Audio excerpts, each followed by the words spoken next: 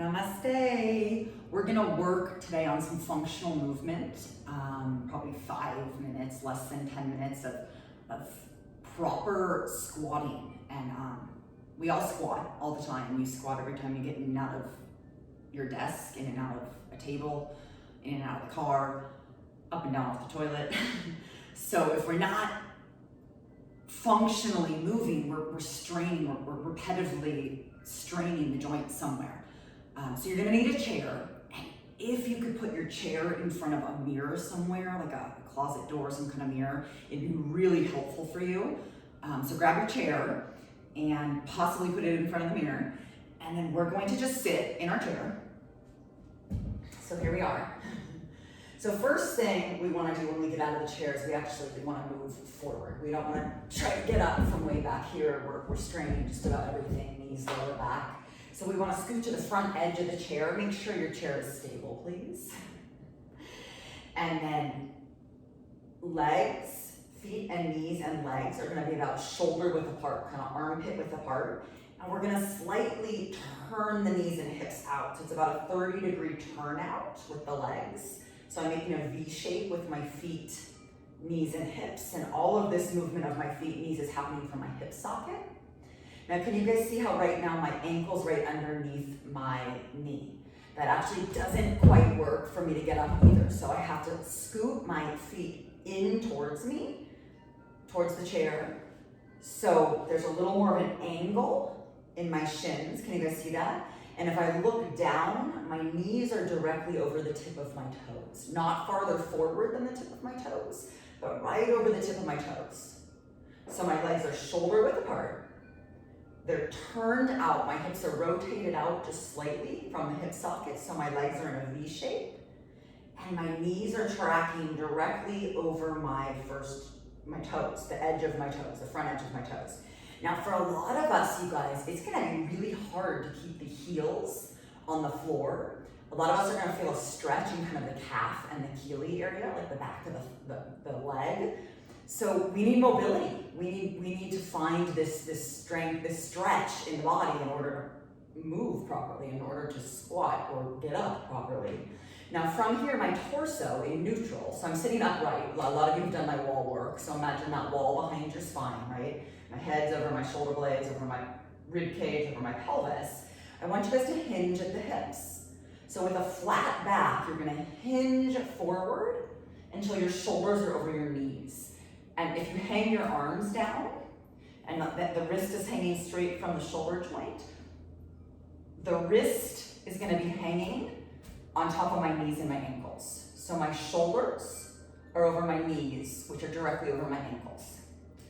And then hinge back up, right? So this is hard, this is hard for a lot of us, this movement in the body. That's why we don't squat properly. So you're gonna hinge forward and find that spot where your shoulders are over your knees and your ankle joints, and hinge back up. So now a lot of us have tightness in the hips and the lower back, sometimes the hamstrings. So when we hinge forward, we're a bit more round in the spine. So again, you're doing the best you can to lengthen the spine, so your spine is neutral. It's the hip socket that hinges, and hinge back up.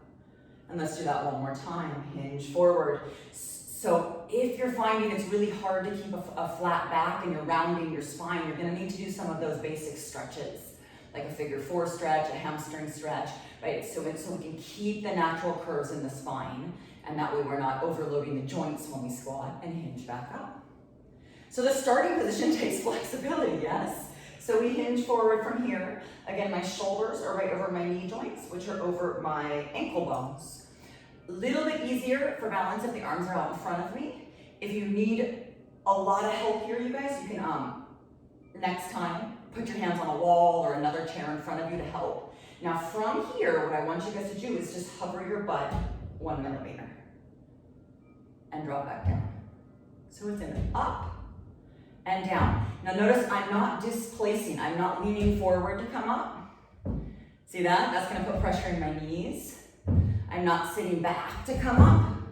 Doesn't really work that well, right? I'm keeping my shoulders right over my knees, right over my ankles, right? If the arms hang, my shoulder joint is right over my knee joint. So this requires flexibility in the calves, flexibility in the hips, and I'm firing from my glutes and my abs. So I want to go off the chair 1 inch and back down. My tushy's already on fire, you guys. Not forward, straight up.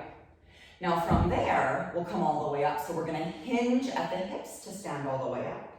So on an exhale, we're gonna stand all the way out. Drop the arms and unhinge. I'm in neutral spine. Sit down on an inhale. I just barely tap my tushy without arching my back, without rounding my back. On an exhale, I stand. Pull the pubic bone through. Find neutral spine here. Inhale, sit. Keep that alignment. Use your mirrors if you have it. And exhale, stand. Awesome. Let's do 5 more. Inhale, have a seat. And exhale, stand again. If you need to modify, this is more challenging than we think, you guys. If you need to modify, use a wall in front of you, a chair in front of you. Again, my shoulders are over my knees, over my ankles. As I stand up, my whole torso, like it's on a wall, hinges up until I'm in neutral spine standing. My whole torso hinges at the hips as I go down and my tushy taps. And my whole torso hinges at the hips as I come up. Last 2. Breath is helpful. Final 1. Awesome. So really being mindful of the alignment and doing what we need to do. Often when there's tightness, the body finds an alternate way to move. And then we end up with pressure in the joints. So doing some of our stretches, our calf stretches, our hip stretches, our hamstring stretches will help us in and out of that position. Play with it, and then up your reps, 10 sets of 10 maybe. It's functional, we need it so we don't hurt ourselves, we need it for our day-to-day activities. Keep at it, you guys. When you practice every day, it gets easier and better. Namaste.